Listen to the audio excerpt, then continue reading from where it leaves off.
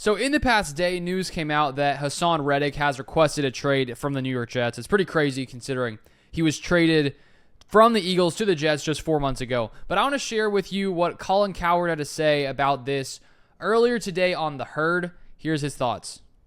And so this story comes out for the Jets about Haason Reddick. And the downside for the Jets is it's not the distraction. Every team has distractions. It's that he's actually a really good player in a place of need because Bryce Huff, who led them with 10 sacks last year and was their highest graded pass rusher according to PFF, went to the Eagles. So they need a pass rusher. It's not the distraction necessarily. It's his talent, his skill, his ability. He plugs a hole. And the Jets have never been good with the dips. This team has very thin margins. Garrett Wilson's their only great receiver. Mike Williams can't stay healthy. Love him, but he can't stay healthy. Their offensive line, Tyron Smith, never gives you full season. Elijah Vera Tucker, I like him, hurt a lot. So their margins, they are one receiver injury and one running back ankle twist from having issues, and now they've lost their best pass rusher, and the guy they brought in wants to be traded. So their margins are thin. But it's okay, this stuff happens to everybody. But I'll give you an example of people that are prepared. The Chiefs have had to rebuild their O-line, their defense, and their wide receiver room. And yet they end up in Super Bowls and win them. The L.A. Rams have had massive coaching turnover. McVay's lost 4 coordinators. They have a different defensive coordinator every other year. Aaron Donald now leaves. Andrew Whitworth leaves. Matt Stafford's been hurt. Cooper Kupp is out.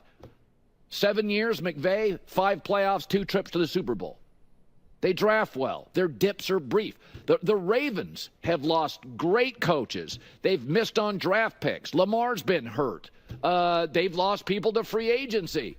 And the Ravens are always in the Super Bowl bubble. Philadelphia signed Carson Wentz to a huge deal. Then they moved off him. They won a Super Bowl with Nick Foles. Doug Peterson, they move off him. They hire Nick Sirianni. They get to another Super Bowl. Everybody in life has dips. Action is about 50% of life. The other 50 is reaction. How do you handle the dips? The Jets don't handle them well.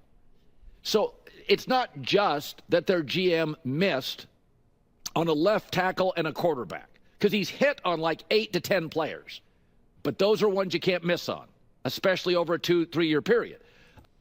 So Colin is not wrong that the Jets have had a pretty slim margin in the past 10, 15 years.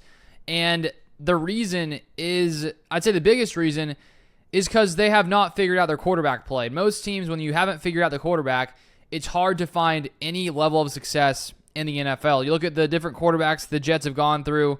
You know, Mark Sanchez, who actually had some success there the last time they actually got to the playoffs back in 2009 and 2010, lost in a conference championship. Since then, they haven't gotten back to the playoffs, and it's just been inconsistency after inconsistency, you know, most often being under 500. And the reason is because they haven't been able to hit on a quarterback, going from Geno Smith, Fitzpatrick, Darnold, Zach Wilson. And so I think the Jets' solution to this, which I think was a wise decision to make last offseason, was to trade for one of the greatest quarterbacks of all time. And I think most teams, if not any team, who was in some kind of need of a quarterback would have been foolish not to try to trade for Aaron Rodgers. And I think that it was a very wise move by the Jets, and they knew that they had a defense, a solid defense, and they needed to trade for a guy who could get them over the top. And I think that that would have happened if he actually would have played. And so Colin is right in the fact that he's talking about, you know, the Jets have not been able to do well with dips in the past, and that's been true for 10, 15 years, mostly because they don't have a good quarter. They haven't had a solid long-term quarterback option. But especially when you look at this Haason Reddick situation, you know, maybe it gets figured out. Maybe they come to some kind of agreement and he ends up playing here. We'll have to see sort of how things continue in that direction. But I think it's pretty wild that you trade for a guy and the communication is so bad that both sides are saying different things. One side seems to be saying that, you know, I think Reddick's side seems to be saying that, you know, he was probably expectant of some kind of new deal or some kind of switch up in his contract because now clearly with him not even wanting to be there, he had that expectation. The Jets, on the other hand, thought that maybe they didn't need to do that for him to play. And I just think it's wild how this situation has been handled by the Jets to trade for someone that ends up not even wanting to play for your team. I feel like they should have done some more due diligence here in regards to Haason Reddick. And, not having him is going to be a problem. When you look at their depth when it comes to pass rushers, they still have a couple solid edge rushers, but as Colin said, losing Huff this offseason definitely hurt them. And now, of course, they trade for Reddick because they need some more depth on the defensive line, the edge rusher group. But I think at the end of the day, as most teams' success will hinge on, it's on the quarterback play. And because Aaron Rodgers is back, if he can get back to even being, how he played in his final year in Green Bay, where he was it was an average year for Aaron Rodgers, this is still going to be a very, very good Jets team, even if I think Haason Reddick isn't on the team. I don't think Haason Reddick not being here is going to, drastically change the Jets season. I think it could impact them, but I don't think it's a make or break. Aaron Rodgers is the make or break player here in New York, and his play will determine how far this team goes. And you look at the Jets defense the past 2 years, 4th in points allowed and 4th in yards in 2022. Last year, 12th in points allowed, 3rd in yards allowed.